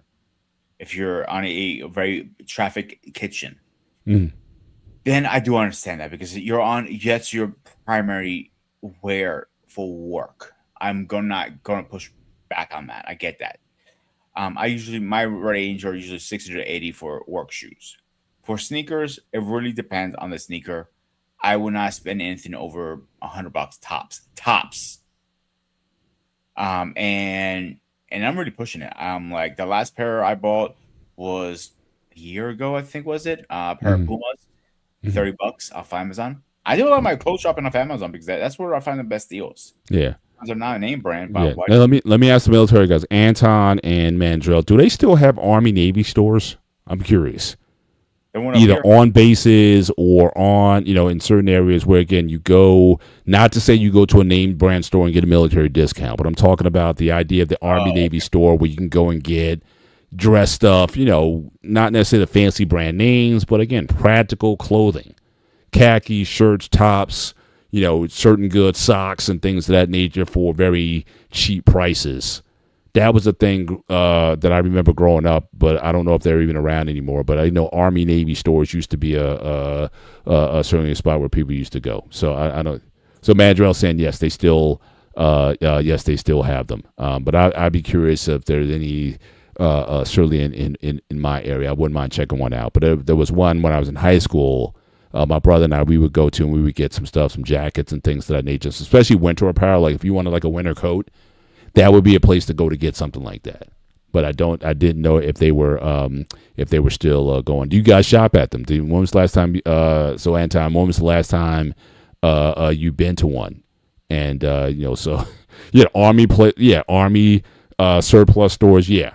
So again, you would get, especially like I said, if you want a winter jacket, that was the place to go if you wanted something that was warm and whatnot. That was a good place to pick up good stuff, especially around September back to school. So obviously, if you knew you were going to need like winter items and whatnot, yeah, you would go there around August, September for the school year, and you would have those. You would certainly have those things going forward. So, but yeah, I mean, we're certainly I think we're starting to put the wings down and start to land this plane for this show. But again, like I said, the purpose, again, for those who joined us late, I mean, the purpose here was to at least entertain the conversation. Like, what if you had to either, if not live a life without money, which again, in the current society seems, unworkable, just given, again, certainly if you live in the United States, but you do have pockets of people who learn to live without, like I said, the Amish, the certain people who live, in mountains and just different places. People kind of live off the grid. People do choose that kind of lifestyle to alleviate themselves with the stresses and concerns of the world. And the only thing that they dedicate themselves is the work of providing their own food. So Mandrill, as I said earlier, I mean, people who really get up every day, they have a task, they have to go out and milk the cows or, get the eggs from the chickens or plow the fields or whatever. But again, they're doing things on their terms. Is that a better life than, for example, having to report, for example, to a boss and dealing with that whole, that whole situation? Or if you're a business owner and trying to anticipate how markets are going to be or whatever. It's like, no, I'm just going to live my life every day. Could that be an attractive option again for some people? And it may not be, like I said, for everybody at the same time. It could be, again, later in life, your kids are basically out the house. You really, and you think that, I don't have the only person that I really need to take care of is myself and maybe my wife. And you guys just decide that, what, we just want to just unencumber ourselves. Could you do it? Would you do it? Or at least try it? Would you consider getting an RV and just trying for a year? And just see the country, and just live that lifestyle for you? Could you do that long term? I would be very interested. In fact, certainly one of the things I would love to be able to, I know you have content creators that live these kind of RV or van type of lifestyles or whatnot, but I wouldn't mind actually talking to somebody who came from, maybe had like a very busy, maybe you might have been a Wall Street person or something, or an IT person, someone had a very productive lifestyle, life and lifestyle that way, and decided, what, I'm bowing out and I want to do something else with my life. I want to be able to see the grass grow, or I want to see the sunrise and sunset, rather than worried about reports and deadlines and things of that nature. Just, again, an unencumbered, simplistic lifestyle. That is, kind of what the conversation was about. But again, if we had to go to something where it was going to be more catastrophic, what if there was a natural disaster or something that took out power? Could you live? Could you be productive in that kind of situation if you had to? So these are just, kind of what we wanted to chop up tonight. But certainly we can start to land the plane here. Just a few more comments in the in the chat. So Mandrell said, yeah, he was definitely at an Army surplus store a few months ago. Most of them are outside of the bases. Yeah, and Army surplus at the US 1 flea market. I don't remember it there. I know there was a separate one up in Edison near the sub place up in Edison. I remember, but I don't remember the one at the flea market. You can get winter gear at on clearance right now. Yeah, I am unashamed about buying clearance items. I'll buy my winter stuff now, and I'll buy my summer stuff at the end of the season. So I have no issues with shopping that way, because I just think that, again, my money is certainly much better spent elsewhere than just trying to keep up with the Joneses, and try to spend on that kind of that kind of lifestyle. And yeah, the Mennonites the Mennonites are kind of like, yeah, they're similar. I think they all kind of come from the same family. They may have some different beliefs here or there, whatever, but I think they're kind of all within the even Anabaptists. So Anabaptists, Mennonites, and Amish, I think they're all kind of swimming the same lanes. I think certainly the Anabaptists and the Mennonites, they may be a little bit more technically accepting of certain things, but there are certain things they still don't believe in. They don't believe in having jury. For example, some do TV, because I've seen some Mennonite and Anabaptist channels on YouTube. So obviously they're using technology to certainly talk about their church, or talk about their beliefs, and talk about their lifestyle. So obviously they're using it, but I haven't seen too many Amish YouTube channels, but I could be wrong. Ammonites, from my understanding, when I met one years ago, when I was going to college in down in Westchester, because that's where the area they usually live in. Right. There are a lot of used cars, there are a lot of used cell phones, but that's pretty much it. Maybe a little plumbing, but not like they cannot have a PC like we are right now. They cannot have a TV or anything very high tech. It's very low tech. When they have like their cell phones is a dummy phone, pretty much. Yeah. A flip phone, in other words. Yeah. Car is very basic, old school car. Windows cracking, no power, none of that stuff. Yeah. It's very. And I'm even noticing, even in myself, like TV. Like I only watch. And I was telling my wife this, I think yesterday. The only TV that I watch is sports. You know what I'm saying? Like if there's a game on, especially like in the NFL season, like I'll watch a game. But I can't remember the last TV series that I watched. I think Cobra Kai season 3 or 4. I think I didn't finish the whole run. I think I binge watched the first 3 seasons. Maybe got into the 4th season, but that's it. And before that, it was Game of Thrones. It was like the only, in terms of like weekly series that I would actually anticipate coming on. But I don't watch a lot of TV. Yeah, the last series I watched was The Last of Us. And it was recently, so I still watch series here and there. I just don't have time, to be honest with you. So, and so many series I want to catch up on. A lot of Star Wars stuff, a lot of Marvel stuff. Yeah, that's the thing. I don't like. I know there's stuff on the list that's on the watch list. I got to go back and watch it. I just watched the Hulk Hogan Netflix thing, so I wanted to watch that because we said we were going to have a show on your Hangout. That's on Saturdays at 9:30 Eastern Standard Time on the Smart HQ Network. That we were going to talk about that the series, but that's it. Like as an assignment, like I had to go back and watch because you did a show on John Wick. I had to binge watch the 3 John Wick movies because I didn't see them, and I had to go back. But again, in terms of just regular like TV, it's almost like I'm paying for. I got Netflix. My daughter's got Disney Plus. We got YouTube TV. We got all these different streams and whatnot. It's like, how much of this I'm using? I find myself using less and less of it, but I do have YouTube Premium. And I find myself just on a daily basis watching a lot more YouTube than television. So if I had to strip down and say, you know what, I want to save money, get rid of YouTube TV, Disney, Netflix, just get rid of all that, and that's me. Now my wife, she wants her Hallmark channel and just certain series that she watches and whatnot. So I get that. But I'm saying, as for me, if it was just up to me, I think for the most part I would have YouTube and maybe a subscription service that maybe offers some sports channels or something like that. But other than that, I mean, a lot of the, especially with NFL, you get how many games a week on regular TV. And then you got the playoffs. I know some games have moved to streaming platforms and whatnot, but that's still a lot of sports. So my thing is, why am I beating myself up trying to get all these streaming channels? And the whole idea was you wanted to save money from cable, right? Because cable was spending so much money on that, and people were just, get rid of their cable boxes and getting all these streaming services. But if you add it all up, you're probably spending It's more more expensive, actually. I just on watched all a these streaming documentary. services than you are the cable TV. So two things. I just watched a documentary on YouTube. Actually, it's funny you said that. It's saying the streaming service played a trick on us.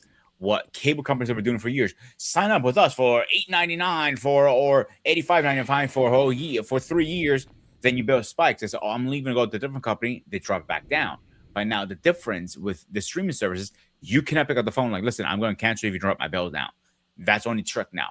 Second thing is, last night's hangout, Operation Hangout, me and Anton towards the end of the show, we were talking about Yellowstone, and I've been wanting to watch that for a while, but I went through all of my streaming services. Like, I have to get Peacock on top of that now to watch my show.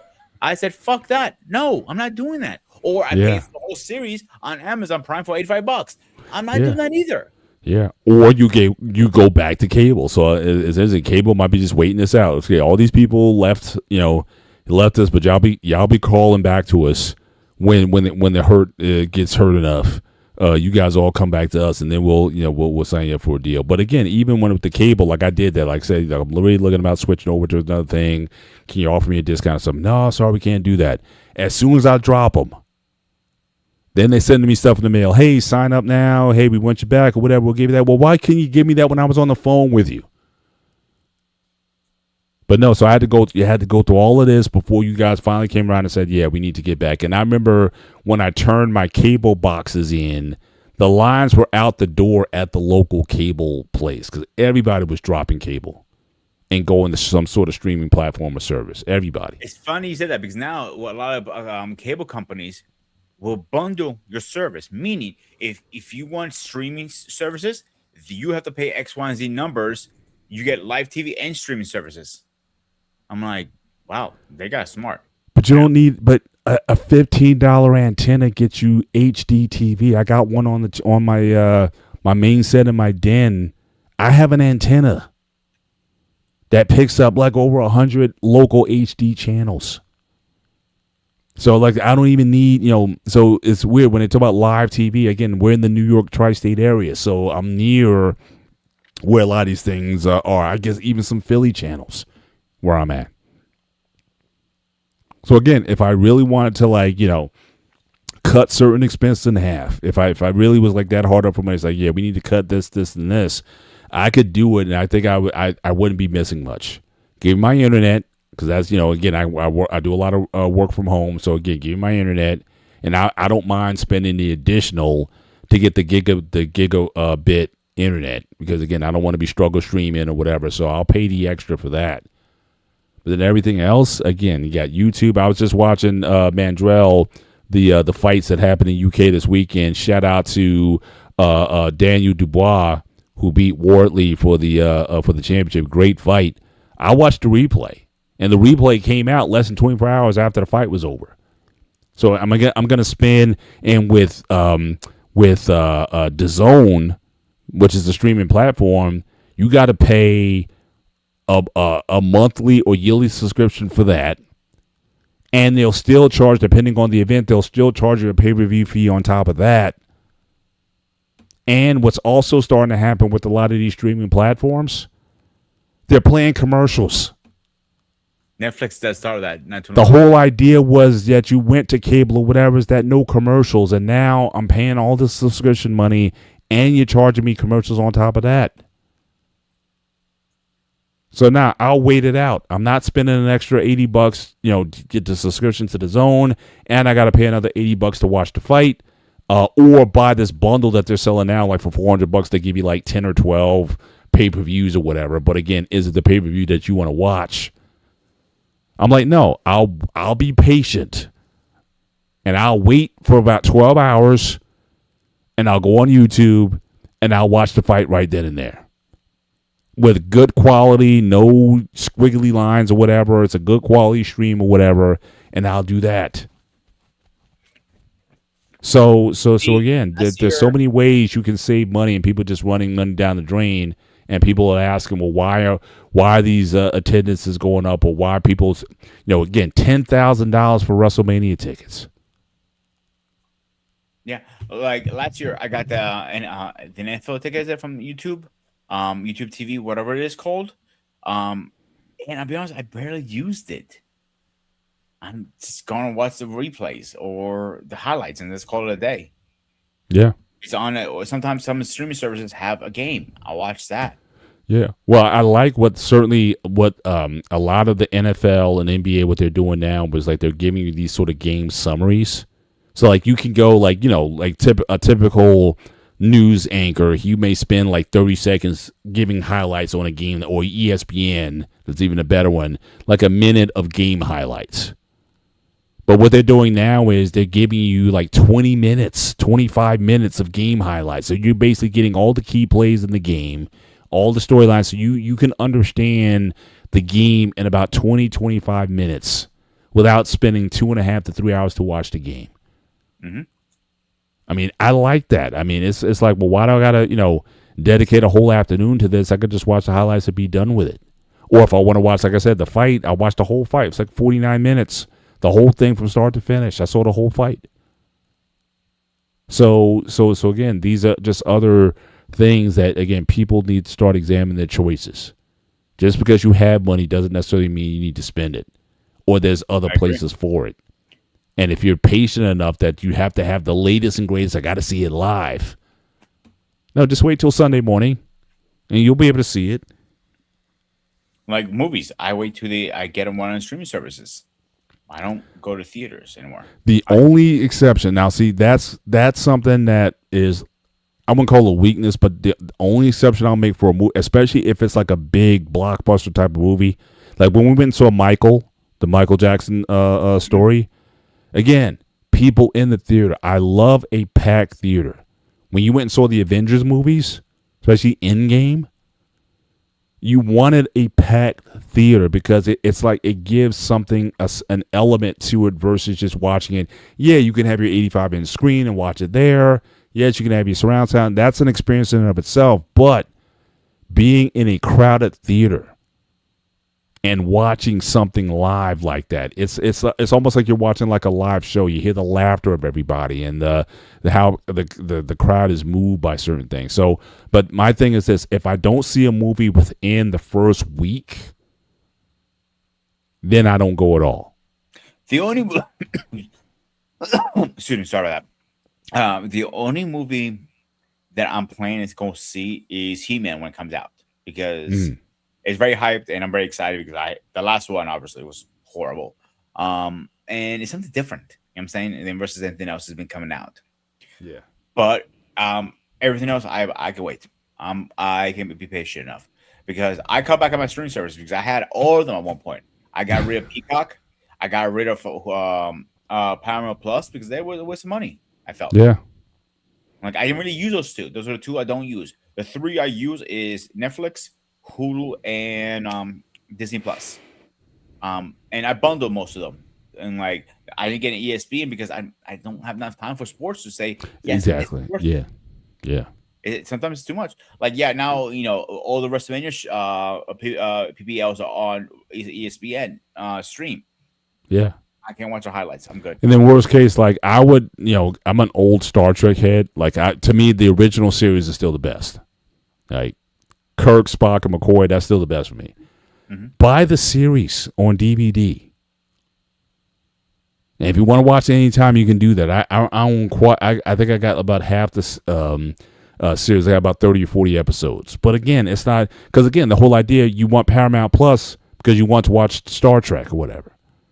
But it might be cheaper just to buy the box set or whatever and call it a day. You own it forever. Rose is trying to go to these channels or whatnot. So even now, especially now, you can get a lot of titles on Blu-ray or whatever cheap. $5-6 and go to some bargain bins and find all these DVDs. And I would, I just looked it up pretty fast. It depends which version you want to get. If you want the complete series, you can get it between $46 or $142. It depends if you want the big box or not. Yeah, but I'm just saying. But how much are you spending a month for Paramount Plus in order to get like even the Strange New Worlds? I think that's the last, or no, Starfield Academy, which didn't last very long. But if you want to, But if you want a Strange New Worlds, for example, if you want that series, yeah, wait for it to come out on DVD, buy the set, and be done with it. But spending money month after month on these services, like why do that if you don't have to? Exactly. Yeah. So, but yeah, we can definitely start to again, final thoughts. Pete, if you want to start and give yours. I think through the whole show I've been saying it. You don't need money to be happy. It makes it more comfortable. You don't need material things. It makes your life comfortable. But you don't need this stuff. You can live roughneck the old school way, save money, and be even happier. Happiness is more important than money. Yeah, good points. Yeah, I would sort of concur with that. I think people who are choosing a more simple lifestyle, more simple grounds, more environment, and again, there's health benefits to that. The lack of stress in your life, always worrying about acquiring it, the stress of fear of losing it, and could you be happy in an environment where you're just in the nature, whether it be in the mountains or the plains or on the beach, or somewhere where you just worry about the day-to-days in terms of making sure you have plenty of food to eat, you're with someone hopefully who loves you and you love them, and is that so bad? But sometimes I think, again, with the life that we have now, it feels like a house of cards. Like a lot of this stuff can go bad or go south at any time. A consumerist society, a capitalistic society that's built on, again, brands and just getting people to keep spending.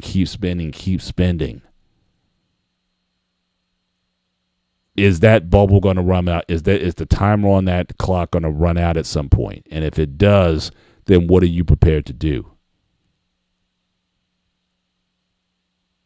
And it's good that you have some skills. Again, learn how to, at minimum, I would say for anyone. Again, I'm talking to myself as well.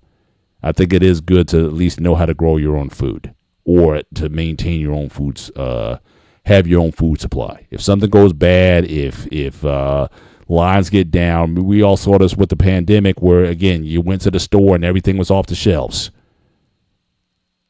And people were hoarding stuff. They were hoarding tissue paper, and people fighting in the stores over the last roll of tissue paper and stuff like that. But, could you live off stuff? When we had Hurricane Sandy that came through here, people standing in lines, hundreds of people in line to get gas to fill their gas generators or what have you. Could you endure if you were in some sort of crisis type of situation where you had to go back and living, taking more control over your life and not thinking, I'll just go and buy it. And so those are things I think worth thinking about in this conversation. So. And thank you, Mandrell. Finally, say I always get you at some point in time. So just keep watching. I always tend to land the point at some point in time. But again, we appreciate you guys being with us tonight. Good stream tonight. Just watching the flow of traffic. I mean, we hit some pretty high points. So again, we appreciate those who stopped through. Some people who we saw for the first time. And again, we appreciate, it's just Peter and I having a conversation. That's what this show is about. And, but we appreciate you for being part of the conversation, for stirring thoughts. Again, someone told me this a while ago. Small minds talk about people. Average minds talk about events. And high minds talk about ideas. And we're not saying that the ideas that we talk about on the show are, the most well thought out or whatnot. But I would much rather have this conversation with Peter talking about things that are meaningful than whether or not Klay Thompson and Meg Thee Stallion broke up. That's just me. I'm not a gossip guy. I'd rather talk about ideas and concepts and principles and things that, really talk about the human experience versus what someone in Hollywood is doing. And so that's one of the reasons why we have this show. It's one of the reasons why, again, we appreciate you guys being here. You guys could be watching anything else. Anton was saying there's a hockey game going on tonight, NHL playoffs. So many things you guys could be doing, but you guys choose to spend your Sunday evenings with us. We know you got work. I know I got to start prepping for work tomorrow. And there's so many other things you could be doing. But I can certainly speak for myself, and I'm sure for Peter. We appreciate you guys for hanging out for the whole show. Some of you guys with us on these topics. So just stay tuned. Next week's show, I believe we're going to explore the world of online dating. All right, stay tuned for that one. We're going to have a conversation there, and we just kind of come up with shows. Again, we don't have a theme. It's whatever the topic is that talks about the human experience. We bring these up in these shows. And so, so you never know what we'll be talking about next, but stay tuned next week, online dating. If you have experiences in that space, you can share in the comments or whatever, be part of that conversation. And with that, Peter, I'll give you the last word. Doing these shows, we really do enjoy doing these streams from the BMU side of the show and the Spartan SU Network. We would do enjoy it. Sometimes I got to drag it into a couple of the shows, but that's the fun part of it. Mm-hmm. But you can meet some great people through this. We have met each other. I have met Black David, Eric. Anton I'll be meeting very soon. He doesn't have a choice really. But I have all these people I met through here. If you told me almost 4 years ago I'm going to meet a bold, flat-headed guy from YouTube, I would like, you're on crack. But I met him. He's one of my best friends now. And this kid's growing and growing and growing. And it's like, to me, it's like crack. Like, come on, Paul, hit me. Yeah, I enjoy this meeting. This is probably my favorite place to be in. I enjoy this space probably the most. You'll find me. I'll be on the one-on-one sports show here on the BMU Network on Wednesday. I'll be on Sparta HQ Network on Tuesday. We're going to be talking about, again, cancel culture. So, again, if you want to be part of that conversation, talking about cancel culture this Tuesday on the Sparta HQ Network, we're going to go there and talk about that subject in full. I think, generally, I love cancel culture. But tune in on that show to find out why. I want to give you guys a little bit of feedback on who's new to our show, how this came about. We met through the barbershop, wasn't it, Paul? Am I mistaken? Yep. So we start talking about martial arts, and we start talking on Facebook. We exchange numbers. One day I went up to him like, yo, call me again in a second. I have an idea for you might like. I pitched the idea. He goes, I like this idea. But my original idea, and it still is my original idea, is let's do it between both channels to help both of us. We had me with BMU. He liked it. I got to give him credit. He came up with the name, the thumbnails, and all that stuff. I come up with topics most of the times. Yeah. And again, appreciate, BMU, again, always delivering for us, always there when we need you. And again, dropping the thumbnails and whatnot. We really appreciate everything that you do for us to make this show work, really. And I made my promise. This is probably going to be the most successful show on both networks. I delivered my promise. So bragging rights to us on that. Always poking on the side. We became close like that. And we keep growing. We have brought some great guests here. From Pop Culture Warrior has been on here. King Smith has been on here. Angry F has been on here. Mandrell's been on here. Mandrell, his cousin Doug Bennett has been on here. And some other guys. So we have some, not really cousins. Yeah, Dwayne White. Yep, definitely. Yeah. Oh, it's Dwayne White, another one. Good example. And it keeps growing. Yeah. I'm not stopping. I'm just getting warmed up here, baby. Yeah, again, very, very, very productive show and platform, and we're concerned about just creating great content. We can look at the numbers and the metrics, and certainly we've seen some very, good numbers certainly in recent shows and recent weeks. And again, certainly we have a lot of people to thank for that. You guys in particular to thank for that. But our goal is simply to just create good content. And have good conversation, respectful conversation. I like Manchuro's last comment because I got to rip him a new one now. I've heard you say that for the last 2 years. I'll be back soon. I'll be back soon. I'll be back soon. I'll be back soon. So when you're officially back and you're done, using the blue chews, let me know. Dang. Why are you going there, man? Because I got to. He's a Mandrell, that's on him. That's I don't give a shit. Like I tell most people, like, if you're military, I'm roasting your ass, and you can roast me back. I'm cool with that because all my friends are military. You ever see how me and Anton talk after the shows? We fucking go after each other crazy. I'm not even going there. There. But anyway, But in any event. Yes, sir. All right. So again, thank you guys once again for being with us tonight. Make sure you hit the like button certainly as you leave the show, both here and on the Sparta HQ network. Also, consider becoming subscribers to the network. It really helps us out in both platforms, and continue to grow with us on this show. So certainly for myself, Mr. Bennett, and he is Sparta! the Ghost of Sparta, aka Peter, aka Panayotis. This is the gray area. For all you guys, again, enjoy your week. Be safe. Take care. God bless. And we will see you next time. Good night.